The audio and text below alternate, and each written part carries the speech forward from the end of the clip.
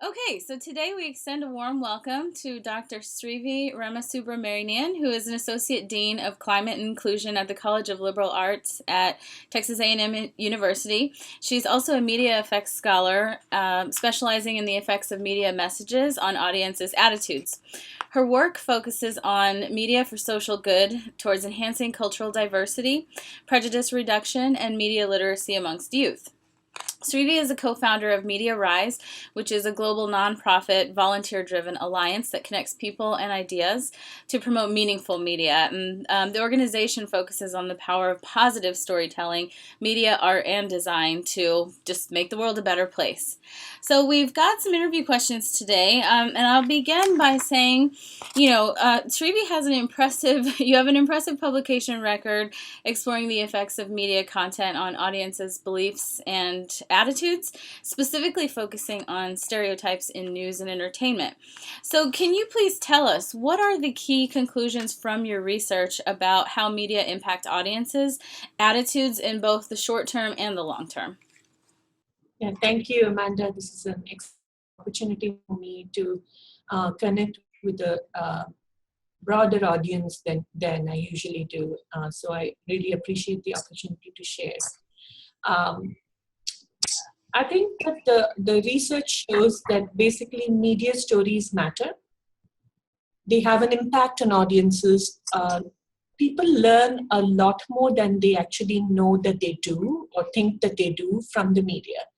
So if you think about this, we have very little contact with people who are different from us in actual face-to-face interactions. But what my research shows is that media mediated contact or contact with groups other than your immediate friends and immediate family. A lot of things you learn about the world through media stories. And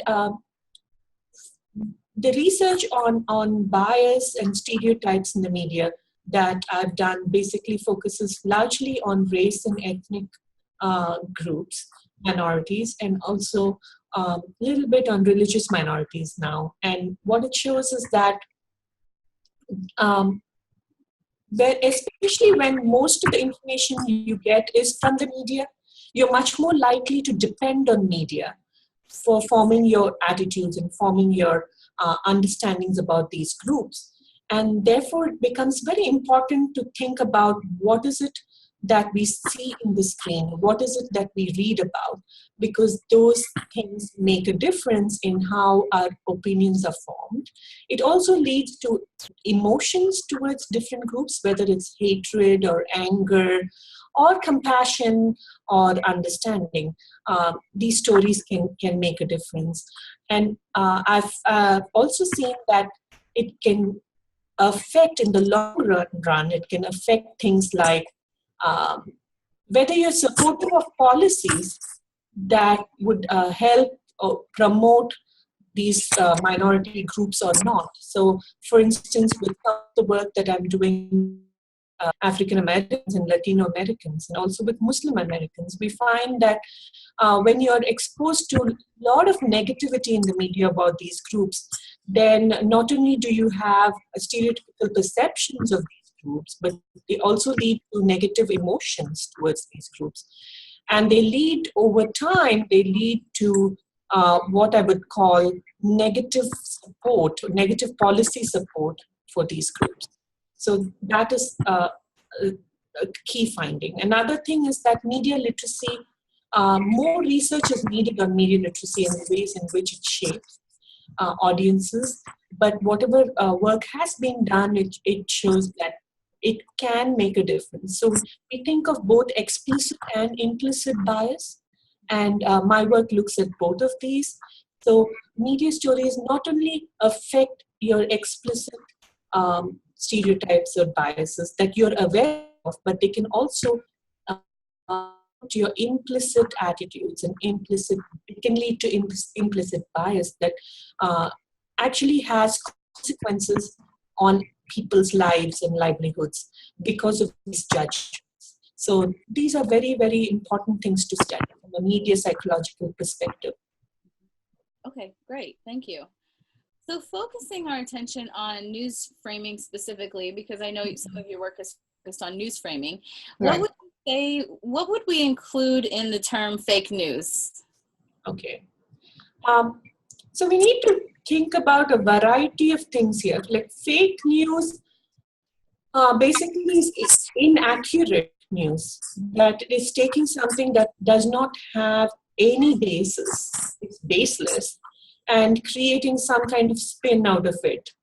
And that's what I would call fake news. And this is not a new phenomenon; it's been there for a long time. And we see that this is often being now accelerated because of political interests, and also influenced also by the neoliberal capitalist culture that we live in, where the sensationalism is so important in getting ratings and getting viewers to see a story, that sometimes people who call themselves journalists basically are creating a story where it doesn't even exist, or creating a spin on a story that doesn't exist. Some scholars might include things like biased stories within this, but I think that's a slightly different concept. Between fake news, we need to distinguish between framing of stories versus fake news. So all stories come with some frame. So journalists mostly use some kind of shorthand, what we call heuristics. As a cognitive heuristic is when you use a shortcut to convey something very quickly through the headline or through the images that go with the story. You want to quickly convey other related concepts. So that becomes an overall frame that's used. So let's say you're talking about poverty, but it's framed as the individual's fault, that they didn't try hard enough, right? And that becomes a certain frame. And but that's not fake news. That's a negative frame, because it's leading to your understanding of the problem in a certain way that then leads to certain solutions, specific solutions. So, I would say that fake news is really a kind of news that we should be very aware of, because they can have harmful effects on audiences. But we should also be conscious about other types of biased news. Yeah, right. So that leads well to my next question. Some people might argue that this idea of fake news includes news organizations with known political slants, or Right. even just other types of biases, for example. So how do you respond to that perspective? Yeah, I would not agree with them. I wouldn't say that fake news is slanted news, or biased news. I think that it's many political groups and many groups that have certain ideological bent are trying to influence their audience base, or even those who might be outside of their base, to give a certain idea about these are the issues that matter. So agenda setting, and this is how you need to look at it. So framing. And like selective processing, selective memory, so all of this is influencing the ways in which different stories, when they cluster together over a period of time, it's consistently saying a certain set of stories, a certain set of myths.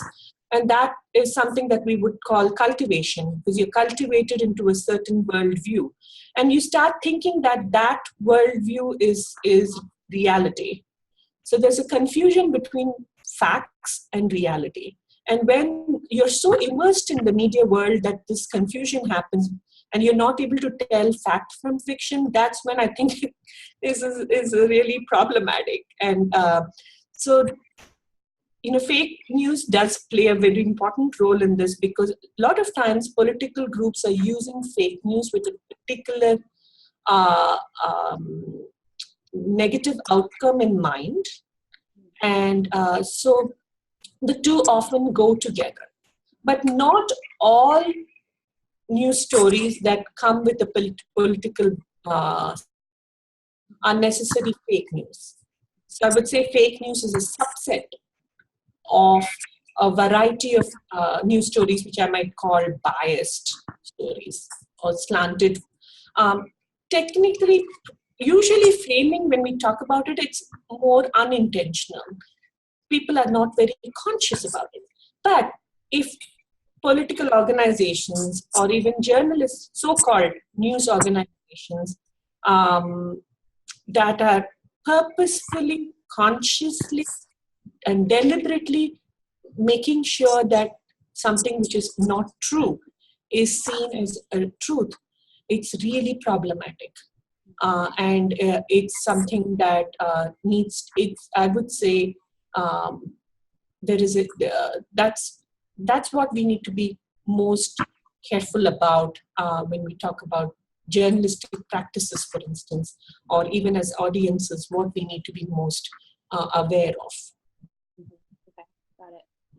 So you think intentions are pretty powerful towards determining legitimacy of a fake news accusation or claim?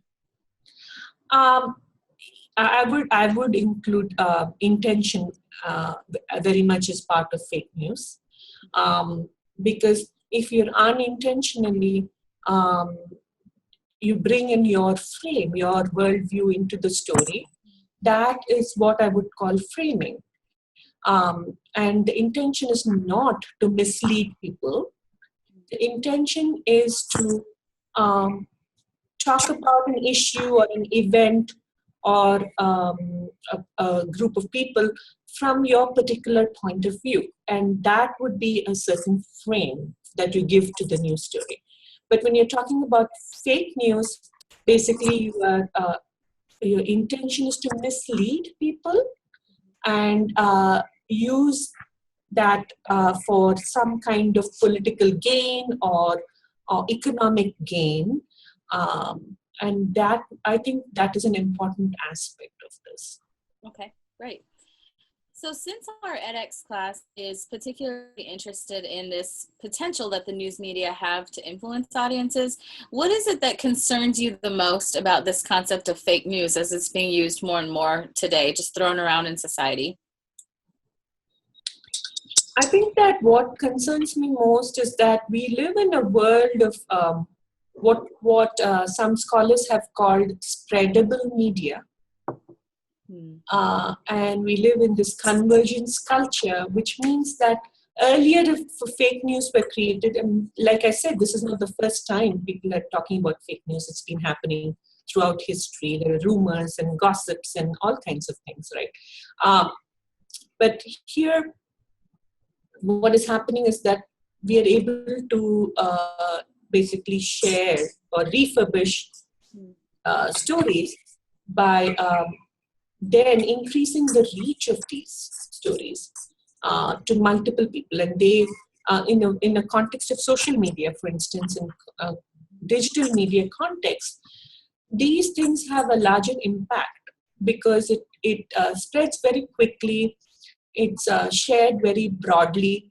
So within a matter of a few hours, people can not just a few people, but a large number of people can start reading the same fake news and believing that that's actually true. And that actually is very important, because in the short term, when they immediately respond in a visceral sort of way, in an emotion-laden response, that can lead to some, we know that research on priming, for instance, shows that this can lead to sort of immediate effects, short-term effects, and that can be pretty negative, and it can lead to even strong things like murder, like we saw some, like the pizza gate example of fake news. So I think that what's most concerning is that sometimes people seem to be not willing to even accept that something can be fake just because it fits in with their ideology or worldview. They're unwilling to even consider that this news may not.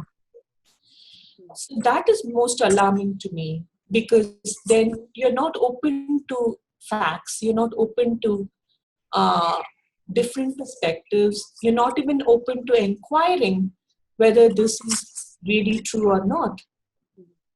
It's as if your emotions and belief systems uh, are the only things that matter, but the truth does not matter. So this is a concern when we talk about things like post-truth or alternative facts. All of these are concerning because it's changing the entire paradigm of how we think about news.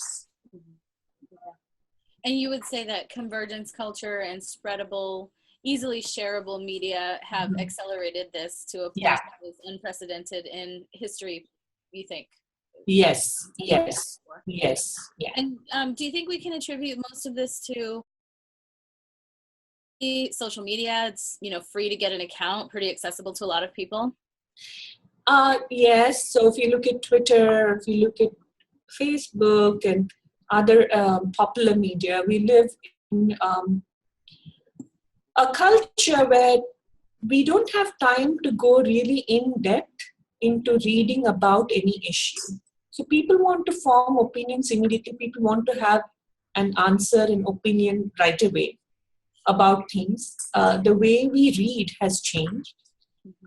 We just read headlines, we just browse through stories very quickly.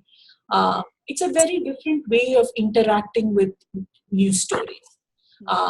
As compared to, let's say, sitting down and opening a newspaper and reading through the entire news story. So what happens is that when you have that way of interacting in social media, one thing is anybody can have an account, anybody can share a story. So right now we have to think about who is a journalist, how do stories get created. We have this idea now called prosumer, where the producer and consumer are both coming together in the same person. So anybody can be a content creator, like you and me are content creators. Anybody can take a photo anywhere. You can write up a story and share it, and that can, spread. So there is not much of accountability. There is not much of gatekeeping. In some ways, that's good because it leads to greater number of voices in sharing stories. But over time, that idealistic notion that we had about social media, especially when internet was new and when digital technologies was new, it was seen as a tool where everybody, it's going to equalize everybody. It's going to be a place where truth will prevail. It's going to be a place where democratically everybody is going to be able to share their voices. But over time, we've seen that it's also been because the rate at which because anybody can say anything and often it's anonymous, there's not much accountability. It's also, it becomes a double-edged sword because we also see a lot of cyber hate, we see a lot of fake news, we see intimidation, cyberbullying, so many things that concern us. Right. Okay. Right. So let's switch gears in the last couple of questions and talk about your work as co-founder of the Media Rise organization.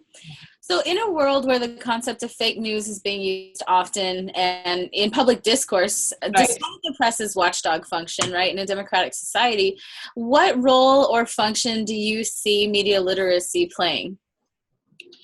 So when I started Media Rise, along with two other co-founders in 2013, basically it came out of a felt need for forming some kind of alliance amongst those who are not the big media players, not the big media industry as we know it, which are often driven more by profit motives. Even though we talk about the press as having the watchdog function, we felt that who is here for social justice? Who's actually interested in peace? Who's interested in environmental sustainability? So these are three things that Media Rise is particularly interested in: positive storytelling as it relates to social justice, peace, and sustainability. And how do we create a network of all those who are journalists or documentary filmmakers, but also community leaders, maybe artists, as well as educators, and bring them together in a platform in ways to encourage even those who you might not consider very big media, but they're very committed to these causes. So I was very keen on creating. We have a media festival that usually happens in Washington, D.C. It's a week-long festival. So we bring in community-based media organizations, but we also bring in national level organizations that then support one another. So we also sponsor, for instance, we have something called Pitch Night, where it's kind of like American Idol for media justice work.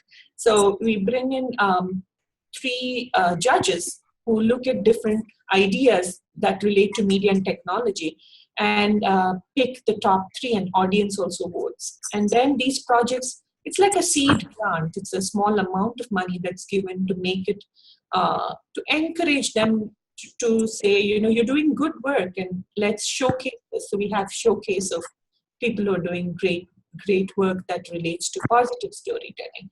And by that, I don't just mean happy things all the time, but it's also relating to social justice. So we think of overall media activism or media justice as our goal. Okay, great. Can you give us some examples? What would be some examples? Some organizations that we've supported, Dream Waker, for instance, it uses video-based tools like the one which we're using just now to chat with one another, to bring role models into low-income schools, for instance, and talk about how did they, what is their story, how did they, navigate difficulties. We also connect with a lot of organizations like Gandhi Brigade is one which works with youth for peaceful storytelling. United Nations Alliance of Civilizations, it has a festival called Plural Plus, and we collaborate with them. There are organizations like Words, Beats, and Life that use hip-hop storytelling with youth of color to talk about issues that are relevant to them. So many different organizations like this that are doing excellent work around the country and around the world. We've also taken this to London, to Singapore, to India, many different places where we do small events that bring local content creators, activists, and educators together. Okay, great. That's amazing. So as a concluding question, tell us, what are the most important practices on the side of the news media in an era of fake news, considering media literacy and, kind of trying to push back against this idea in the first place with media literacy? I think with journalism, we focus so much on freedom of press that I think we need to shift more towards ethics, towards an idea of media justice, of being. I think journalists need to be not just thinking of whether my story is going to get so many retweets and likes and so on, but is it making a difference in the communities? Is it actually going to help people? Is it improving relationships amongst various groups? Is it helping form inter-ethnic, interfaith, intergroup alliances, coalitions? towards building better communities, healthier, stronger, and healthier, stronger nation. Um, that sense we have to. That's something we have to teach journalists, because we focus on, when they think about bias in journalism, they think that, oh, we are not biased, we are very accurate because we always have balanced sources. But the thing is, like, you have to think about this. You have a story about a neo-Nazi coming to campus, like we had Richard Spencer came to Texas A&M. You can't focus most of the story on neo-Nazism and the Ku Klux Klan, and then have one person saying something, on the other side. That's that kind of the way we have taught journalists to do that. I feel that it then provides a broad base to such hate groups, and we have to, then journalists have to consider what stories they select to say. What are they choosing to say? What is the impact of those stories on actual audiences? This kind of self-reflexivity is something that is missing, I would say. And so media literacy is not just, when you talk about media literacy from perspective of journalists, it's not just about knowing how to write well. It's not just about knowing how to be a good, photographer. And those are skills, but you need to connect them with your heart. You need to connect them with compassion, empathy. If your stories are not leading to building coalitions and empathy, or working towards social justice, then basically you're not being a true journalist. Okay, got it. What would you say are important practices, I guess, getting back to media literacy for diverse audiences? What are the most important practices for media audiences in light of fake news and media literacy? I think one thing is to find out where your stories are coming from and what is the motive behind the story that is being shared. So if it's a highly profit-oriented news source, then you have, or if it's a very strongly politically aligned with certain um, ideological organizations, then it is very important then to pick multiple sources to get multiple perspectives on different issues. And those multiple perspectives should not just be, in my opinion, very multiple very big media players necessary, but also think about community media, citizens media, help to promote those media types as well, and look out for media-based organizations which are playing the role of questioning critically, questioning issues, making sure that they are not participating in trying to shove something important issues under the carpet, and those kinds of organizations you should be wary of.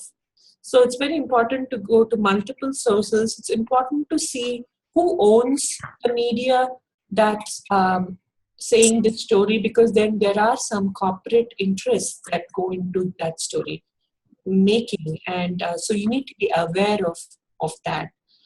I would say that it's not enough if you know very well how to access media, and also think about impact of what you share, the stories you share.